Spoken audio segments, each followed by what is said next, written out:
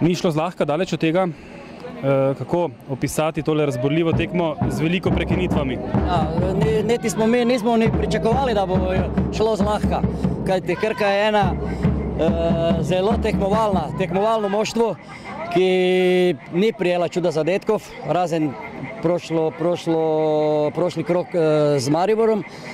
Ena ekipa, ki ima en specifičen nogomet, preskačejo igro, imajo dolge žoge, treba je veliko skakati, veliko duelov dobi v zraku. Mi smo tekmo začeli zelo dobro, imeli smo prvi 15-20 minut, 1-2-3 zelo obetavne situacije, nismo zadeli, potem se Krka dvigala in bilo je zelo težko. Zadeli smo v najboljšem trenutku, v zadnjem sekundi prvega polčasa, drugi polčas smo šli malo sproščeno, ampak nismo zadeli drugega zadetka, ki bi verjetno tekmo rešil še prej.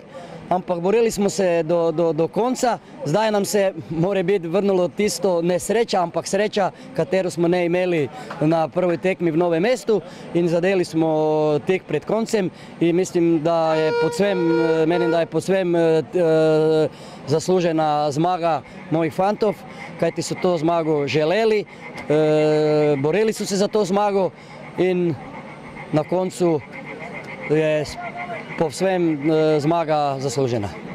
Nekje sredi drugega polčasa ste nekoliko zaprli formacijo, ja, da bi zaprli poti do gola, potem pa prejeli zadetek, ne? Ja, gledajte, če vseh 11 igralcev dene 16 metrov, spet moraš skakati, kajti Krka igra na tiste dolge žoge, preskačejo celi vezni red in zaprl sem igro, ampak to nič posebnega ni pomagalo, kaj ti pravim, čuda dolgih žog, ki grejo direktno 16 metrov, malo se povlečeš in potem je vsaki korner ali pa vsaki out bil nevaren. Prijeli smo zgoditek z takšne ene situacije, ko smo ga prijeli dva zadetka v Novem mestu, ampak smo na kraju zadeli in vsi srečni.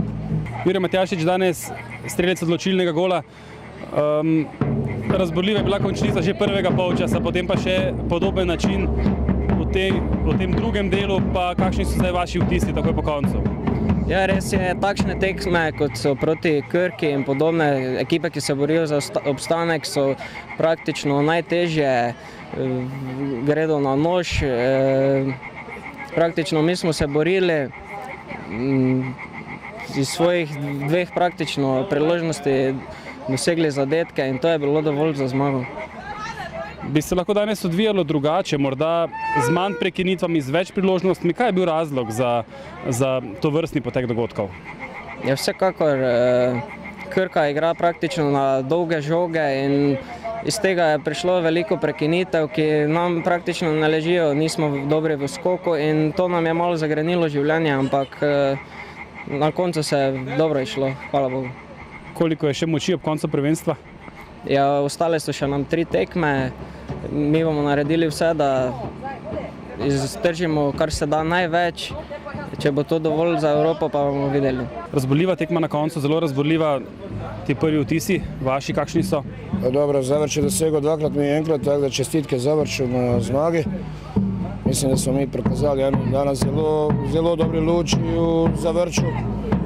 Boljši nasprotnik, tamo od 20 minuta je žal spet ista smola, ki nas že spremlja par tekem, ampak je zelo spodbudna naša igra in optimistično zremo v naslednje 3 odločilne tekme za nas v borbi za obstanek. Težko dosegate zadetke, če nasprotnik doseže 2, sploh pa, ko ste na gostovanju, je težko dobiti kakšno točko.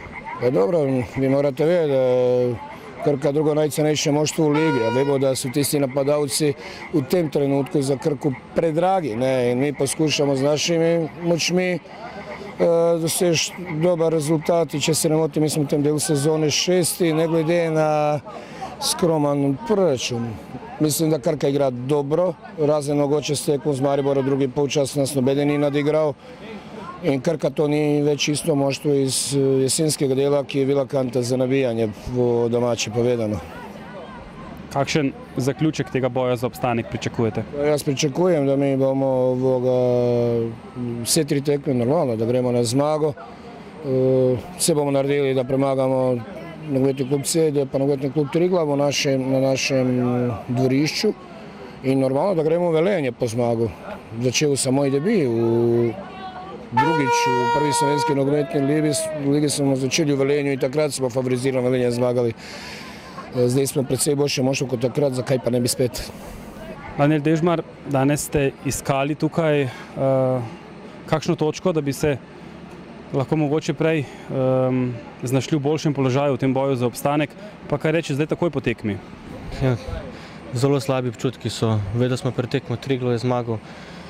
Slabo nam gre zadnje čase rezultatsko, rabili smo točke, upali smo vsaj na točko pred tekmo, potem pa se je tekmo odvijalo, da bi lahko tudi zmagali. Na koncu smo ostali brez točke in čaka nas res prava borba za obstanek. Takšna bojevita tekma z veliko prekinitvami, malo je bilo priložnosti, pravzaprav ste bili najbolj zanimivi končnica prvega in nato drugega polčasa. Takšne so tekme, ko se boriš za obstanek. Igraš trdo, čvrsto in upaš na napako nasprotnika. Takšno bojo tudi naslednje tekme, se mi zdi, tako pride, ne vem. Gostovanje v Zavrču so navadno za gostujoče ekipe kar zahtevno, kako ste ga danes doživeli vi?